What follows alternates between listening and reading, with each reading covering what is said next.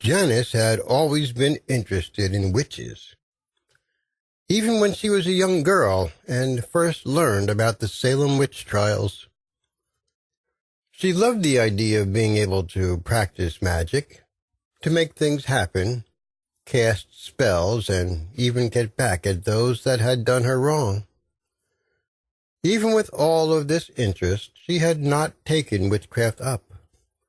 The idea of it still scared her. Still, Janice found herself attracted to every movie that involved witches. She purchased a multitude of candles of different colors and spent hours online reading about the craft. It amazed and excited her. However, she had more pressing things to do and always decided that maybe someday she would give it a shot. Janice was recently divorced and was moving into a new home with her son, who was only 5 at the time. She had a hard road ahead of her, and she knew it. Janice had recently started working in order to save up enough money to get the house. During the divorce, she had to stay with her parents because of all the legal fees. Her job was nothing special. Many nights she would find herself lying in bed crying and feeling as if she was not doing as much as she should be. Janice had not worked the entire time she had been married, which meant that the only job she could find was a waitressing job. She knew she had to build up her resume if she wanted to get a better job, and that was going to take time. Janice was thankful that she was able to get a home for her and her son, relying on government help, but promised herself that someday she would be able to support her little family all on her own. When the two moved into the home, Janice was elated. She had never really had a place that was just her own. She did not have a lot of possessions, but imagined all of the possibilities. It did not take long for her to unpack, and she began to focus on setting up her son's bedroom. While she did not have a lot, she was thankful to her parents for making sure that her son had everything that he needed for his room. Janice spent hours in his room, ensuring that it was perfect and wishing that the rest of the house was the same, but still maintaining the hope of making it the home she and her son deserved. Lily, who was Janice's sister, arrived at the house about an hour before Janice was to go to work. She was gracious enough to watch Janice's son while she worked each evening, even after working a full shift herself. Janice showed Lily around the small house. "You know," Lily told her sister, "I have a ton of decorations out in the garage, just sitting in boxes if you want them. I'll go through them this weekend for you." Janice smiled at her sister, thankful that she had family to help her out, and continued to show her around the house. Upon entering Janice's bedroom, Lily crossed her arms, rubbing them. "Oh, it is cold in here," she said to her sister, shivering. "It is always like that in here," Janice replied, shrugging her shoulders. Soon Janice was off to work. While she hated leaving her son, but she loved her job for the simple fact that she knew she was providing for her family. The night went by quickly, just like any other, and Janice was glad that she had made some decent tips. Things at the house, however, were anything but normal. Lily had prepared dinner for her nephew before he went off to play in his room for a little while.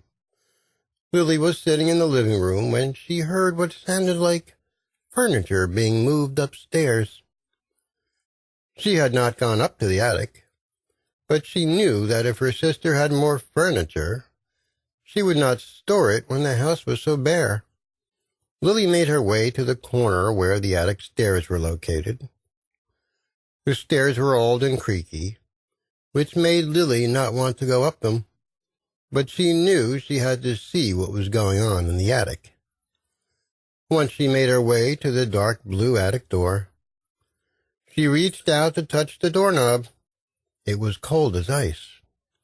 Lily jerked her hand back in shock before gathering up enough nerve to open the door. She could still hear the furniture moving around inside. Lily swung the door open. The noise suddenly stopped as she flipped the light on. There was nothing in the attic. It was completely empty. There was not a single box or piece of furniture in the entire attic that could have made the noise. Walking through the attic, Lily also noticed that there were no signs of any animals having been in the attic. Lily made her way back down the stairs and checked on her nephew. He was playing quietly. Lily decided that it was time for him to take a bath and prepare for bed. She tried to clear her mind, but she could not get the sounds of the attic out of her head. After putting him to bed, she sat in the living room watching television, trying not to think too much about the noise when one of the toys in the young boy's room began to make a noise. Lily smiled to herself. "I thought I told you it was time to sleep," she called into the other room as she stood up. Lily walked into the room. She was surprised to find that the little boy was sleeping soundly in his bed, and all of his toys were put away. She looked around, confused. Suddenly, the front door opened. The sound of it caused Lily to jump. But realizing what it was, she rushed to the door to find out who was there. There was no one. The door stood completely open, and not a single person could be seen. Lily shut the door, then walked through the house one more time to make sure no one was in it before lying down on the sofa. She had to work the next day and could not let all of these events stop her from sleeping. It was about 4 hours later when Janice arrived back home. She let her sister sleep. Knowing that she had brought extra clothes with her for work the next day, she checked on her son and hopped in the shower. The next morning, she woke her sister up for work and asked her how things had gone. "It was weird, is all I have to say," Lily told her, before telling her about what had happened. Once Lily had gone to work, Janice got her son up and sent him off to school. As she sat in her living room, she could not help but wonder what her sister had told her. Finally, she decided to conduct an experiment. Janice grabbed one of her candles and sat down in the middle of the floor, lighting it. "If anyone is here, make the flame bigger," she said. The flame flickered and suddenly grew larger. Chills went down Janice's spine. "Are you good?" Janice asked the spirit. Once again, the flame grew higher. Janice blew out the candle, feeling comfortable that whatever was in her home was not going to harm her. The interaction with the spirit immediately made her begin thinking about witchcraft once again. She wanted to be able to see spirits, to communicate with them, and before she even realized what she was doing, she found herself online searching for answers. It was not long before she came across information about setting up an altar and starting witchcraft. Janice made a list of the items that she needed and headed out to the store. She had planned on saving the money that she had earned the night before to purchase some items for the house, but felt compelled to purchase the items on the list. She quickly made her way back home, excited to get started. She had purchased a leather-bound notebook, which she planned on using as a book of shadows, as well as several other items. Upon arriving home, she set up the altar, gathered her candles and set them around it, then grabbed a notebook and began writing. The one thing that she was worried about the most was money, so she carefully began writing a spell that would bring money to her. It was less than a week before Janice received an unexpected check in the mail, and it was enough to purchase all of the furniture that she needed for her home. She even had some money left over. it was that which convinced her that the spell had worked. From then on, she was unstoppable. Each day, while her son was at school, she was either writing spells or at her altar. The strange events continued in the house. In fact, they had gotten worse, to the point that her sister would no longer babysit in the house. Instead, she insisted that Janice let her take her nephew to her home to watch him. Things had begun to move around the house. Lily told her sister that she was seeing shadows and that she felt as if someone was always watching her. Janice brushed it off. "It is just my spirit guide," she would tell her sister. But Lily knew there was more to it. She did not know, however, just how deep her sister was getting into witchcraft. People seemed to want to do things for Janice all the time. They would give her anything that she wanted, and even offered to pay her bills for her. She was earning huge amounts of money each night in tips, much more than the other waitresses, and had even been promoted to head waitress at work. It was not until 3 years later that things began to turn violent.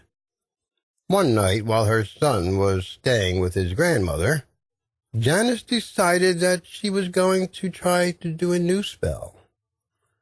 While setting up her candles, she noticed that the temperature in her bedroom had dropped quickly. Janice grabbed the blanket off of her bed and wrapped it around her as she sat down to light her candle. Just as she reached out with her lighter, the candle flew across the room and slammed into the wall. Janice gasped as she watched the candle fall to the floor. Slowly she stood, her hands out to her sides as if she was feeling around in a dark room. She knew something was with her, but did not understand why it was being so violent. Janice took a step toward the candle and felt someone push her from behind. She fell down to her knees and looked up at the room around her. In the corner, just above the candle, a dark shadow began to form. "You're mine now," she heard it growl. Janice jumped to her feet and ran out the door of her bedroom and right out the front door of her house. Turning around, she looked at the house. Suddenly, she felt as if she had just awakened from a dream. Everything that had happened over the past few months seemed as if it had happened in a fog. Janice refused to go back into the house. Instead, sent her sister to collect all of her belongings. She burned all of the items from the altar as well as the Book of Shadows in the backyard, giving up all forms of witchcraft. Soon Janice was moving into a new house. Things were back to normal for her and her son. She was back to barely being able to pay the bills, but when she laid her head down at night, she was able to rest easy, knowing that whatever that black shadow was, it was behind her. While Janice knew she was safe, another family moved into her home. It was not long until strange occurrences began happening. Was the spirit there when Janice moved in? Did she bring it with her interest in witchcraft? Or had she conjured up something that even she did not understand?